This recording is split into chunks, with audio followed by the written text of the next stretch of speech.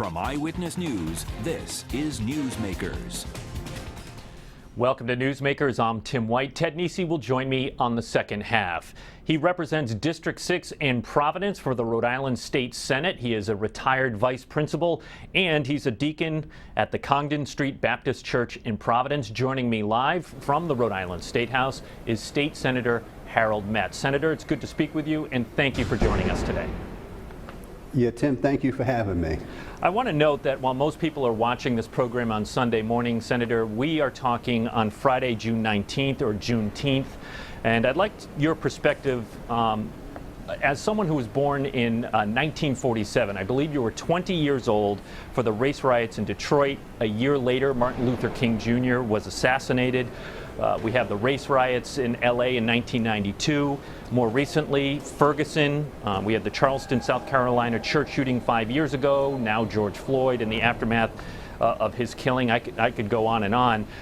Where do you put where we are now, Senator, from the perspective of your 70 years of witnessing and experiencing all of this?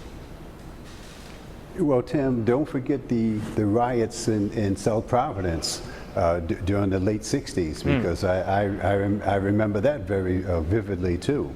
And those stores never came back, and they're still closed. So that was the shopping center on Prairie Avenue, and it's just an empty shell now. But the thing is I think Dr. King said it. When the riots are a result of people wanting to be heard, when justice too long delayed is justice denied, and people people just get tired of it, of the daily existence, always having to deal with the little inequities of life based on race. And so we're seeing the result of this, and we're seeing, as I think Mrs. King, Coretta Scott King said, she said, she told the generation that freedom is never really won. It has to be fought for and won by every generation.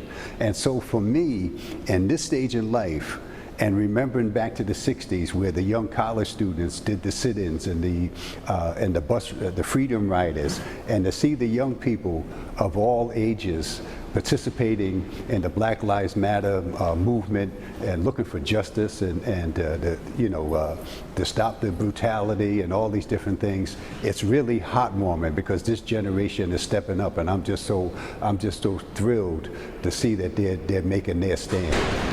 You know, I don't know what the definition of progress is, Senator, but it, just rattling off everything I did in that question there, and thank you for adding what you did from the 1960s in Providence.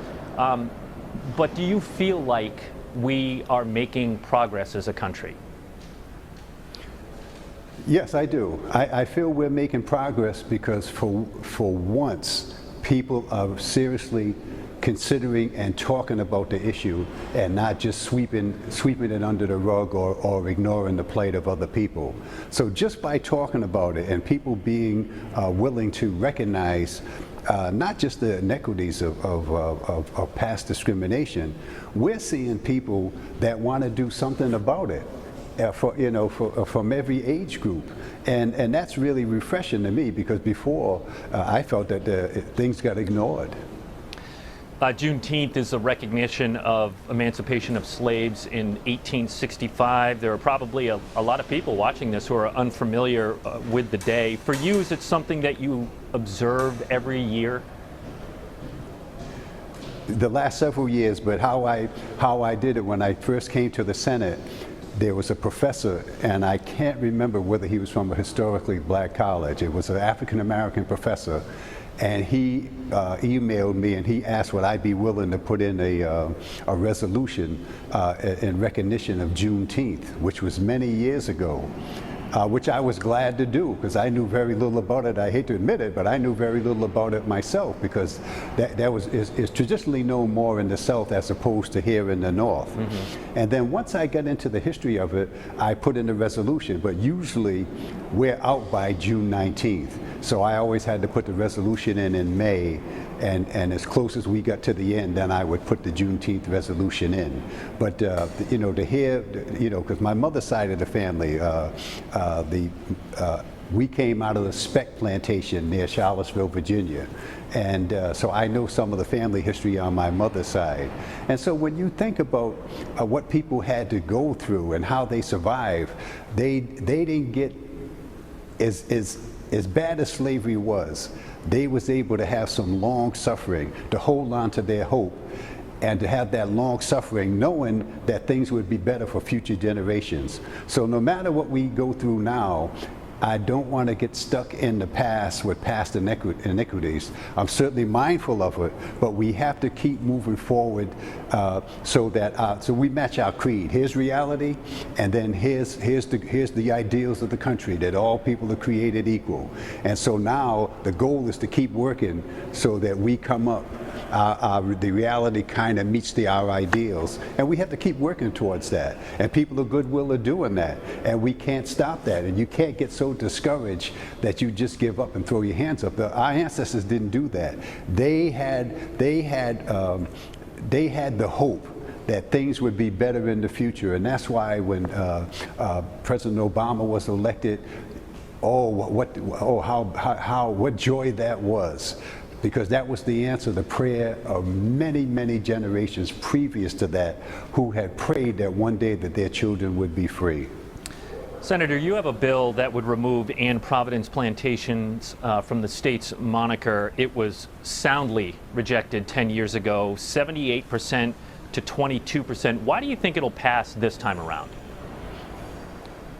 Well, was it last Friday when they had the 10,000 people outside on the south lawn of the State House for Black Lives Matter, all ages, mostly young people, black and white and Latino and every other persuasion, and it's a new day, it's a new time, it's a new awareness, and I think people recognize that we have to change that name because for some people that's our history. But they forget that our history also included slavery. We were part of the triangle, as they called it, the sugar, the rum, the slaves, sugar, rum, slaves. And Rhode Island had its own major role because everybody thinks that slavery was in the South. We had our own major slave industry right here in Rhode Island, and that's what we're after, to change that, because it's very, very hurtful for the ancestors of those slaves that still have to live with that recognition. I want to spend a little time on another bill of yours, and that's the commission to study the Law Enforcement Officer Bill of Rights, or LEOBOR. I believe earlier this week your bill passed the Senate. Just to get our viewers up to speed, the LEOBOR Act is a 4-decade-old law that is designed to protect police officers accused of misconduct from immediately being fired. Any discipline above 2 days for an officer can trigger hearings before a 3-panel commission. Now, you want a commission to study it. That passed, as I said, in the Senate. But when people hear this, they might hear, well, Senator Harold Metz wants to get rid of LEOBOR. What do you say to that? Well, what I say to that, because I also catch it from the other side. There's some people that want it totally just to repeal the whole law. So there's thoughts on that from both sides. But what I say to that is, and then some people, I had a recent phone call from a constituent, and he was concerned. He said, "Oh, the study commissions, all you're going to do with the study commission is to bury and sweep things under the rug." And I had to point out to him how I was able to follow through for Senator Rhoda Perry on the Police Community Relations Act, because she retired and she asked me to carry the banner for her. And it was a study commission, and we were able to get the parties together at the table and come up with something that was passed. So for me, a study commission isn't a wasted effort. When it's done right, and you have the right input and the right people on a study commission, what you have to do is people have to talk to one another. And I was taught from the NAACP, a breakfast years ago. I'm a community advocate, but I'm also a bridge builder. So I'm reaching out to various aspects of the community, law enforcement, community groups. We're going to come together. We're going to look at what needs to be done, and we have to bring balance to the system, where not only we protect citizens, but the good officers. We want to be able to protect them and not act as a shield or a covering for those that shouldn't be police officers in the first place. And I think that's the direction. That's the direction we're moving, is to bring balance to the system. Because as you said, why if that happened here, I heard Jim Vincent say it. If that happened here in Rhode Island, and Mr. Floyd, someone had a knee on his neck here in Rhode Island, and all the police chief could do was discipline you for 2 days, then they have to wait for the hearing. And then now, if I go to court, can I pick a jury member? I don't think so. They're able to pick someone that's on that the person that's being accused is able to pick someone on that panel. I couldn't go to court and do that. So what we're really looking for is not a witch hunt. We want to look at the system, and we want changes that bring a balance for everyone. What do you think of the House bill, Senator, where Representative Williams is calling on the ability for police chiefs to, instead of 2 days, they can hand down a 30-day unpaid suspension without triggering the whole Leah Bohr hearing, and she has some other elements in there. But if push came to shove, would you support Representative Williams' bill on this issue? I haven't read Representative Williams' bill, and I imagine I want to hear from different people about it, and I'd have to think about that. I support the ideal that she's proposing, that giving the police chiefs more flexibility as to the discipline, because it should be based on, it's just like a misdemeanor versus a felony. It should be based on the severity of the offense. So I agree with her on that, but I haven't had a chance to read her bill yet. Before I go to the next question, I just think it's important to note, so the viewers understand, police officers still can get charged for assaults and other matters. Leah Bohr doesn't protect them from that, and police chiefs can hand down discipline. They've just talked about how onerous it is in the current situation. Shifting gears, you have called on Governor Gina Raimondo to nominate a person of color to the vacancy on the state Supreme Court. I'm wondering if you've personally spoken to the governor about that matter, and do you have someone in mind to sit on the state's high court? I haven't spoken to the governor face to face, but I have written her, and I would say this: it was very hurtful. I came into the Senate, I believe it was 2004. And I was asked to be the keynote speaker at the Ministers Alliance Martin Luther King breakfast. And it was then Governor Carcieri. So I commended him for having an African American put on as a child advocate. But I had to speak out, because he said that he wasn't here to make history as far as putting old Marjorie Thompson on the state Supreme Court. And we know that she later went on and she sits on the federal bench. So there was no questions about her qualifications. And as far as I know, there's one person I know for sure that has applied for that position, and she sits on the Superior Court, and that's Melissa Long, Judge Long, Melissa Long. And so she's the only one. But we need more. I mean, even the magistrates in the family court, I don't think there's any minorities in that position out of the 10 or 12 positions they have there. So we have to look at it all. And my dear friend Walter Stone, he passed away, and he was a judge. And William Clifton, he passed away. Bill Clifton, he retired. So the only thing that was done, and our numbers were low already, the only thing that was done was they replaced those guys. And that had nothing to do. There needs to be more diversity in the entire court system, in my humble opinion. Well, I want to ask you one final question here, State Senator, before I let you go. And what about the diversity of the General Assembly? You are currently the only black member of the State Senate. What do you think is the greatest hurdle in getting more minority candidates to elected office? Well, Tim, I believe that people are so frustrated with the system that they don't want to participate. And I'll give you a perfect example. I use it, if I write a book, I'm going to put it in it. The first time I ran for office, I was at the Dunkin' Donuts on Broad Street, and I asked a lady for support. And she said, "Yous are all a bunch of crooks." I said, "Lady, I ain't even been elected yet." And so it's changing the perception of what people have of serving office. I hate the term politician. I'm a public servant. I'm here to serve my community, to look out for their interests, to be a voice for those that don't have a voice. So I used to tell people, even if you don't vote for me, vote for somebody, exercise your right to vote.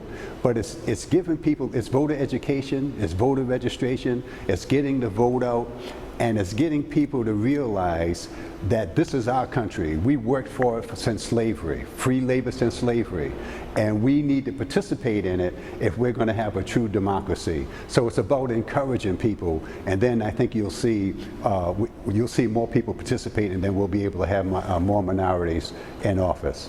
State Senator Harold Metz, my sincere thanks for joining us on the program. When we come back, Ted Nesi will join us from the State House.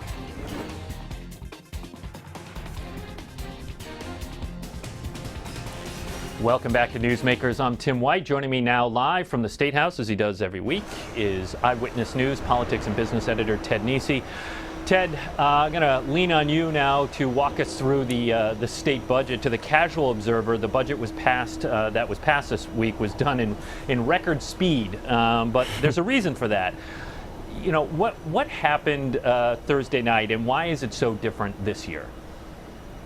Well, the first thing people have to understand, because I know this stuff gets complicated, is what passed this week is not the new budget. It's the rewriting of the current budget because of all the revenue declines due to COVID, all the new federal money that's come in from the CARES Act. So we're almost at the end of a budget year. The fiscal year ends June 30th, and heading into the end of the year, revenue was down by almost $300 million. And meanwhile, well over $1 billion had come into the state from the feds for COVID relief, all unexpected just a few months ago. So what this was kind of a cleanup job to take the current budget and, as they have to do constitutionally, bring it back into balance. But usually they do that as part of writing a new budget for the new year, fiscal year, which starts July 1st. But this year they are punting on the new budget because they want to wait and see if Congress sends more money to Rhode Island and other states. So they just on its own did the rewrite of the current year budget. So it went from, to give you a sense of the numbers we're talking about here, the total budget went from $9.8 billion, which is what the legislature approved about a year ago for this year, to $11.8 billion. Huge increase, $2 billion. But really the vast majority of that was federal money, and a lot of it is basically paying unemployment benefits, the extra $600 and everything else, a lot of money, and that all has to go through the state budget, even though most of it's already been spent by being paid out to people. So, it did move pretty quickly. Monday it was released, this supplemental rewritten budget. It's already on the governor's desk or headed there as we talk on Friday morning. But the argument from legislative leaders was, look, this is mostly just, getting the accounts in order for stuff that's already happened. That's interesting. I didn't realize the extra $600 unemployment bonus was reflected in the budget, and that does help to explain why it went up $2 billion. Yeah. You wrote 20 of 113 lawmakers voted against the budget Thursday night. What was their primary concern? Well, that was, of course, mostly the Republicans in the two chambers who have a relatively small minority of the seats, as well as a few progressive lawmakers in the House and Senate.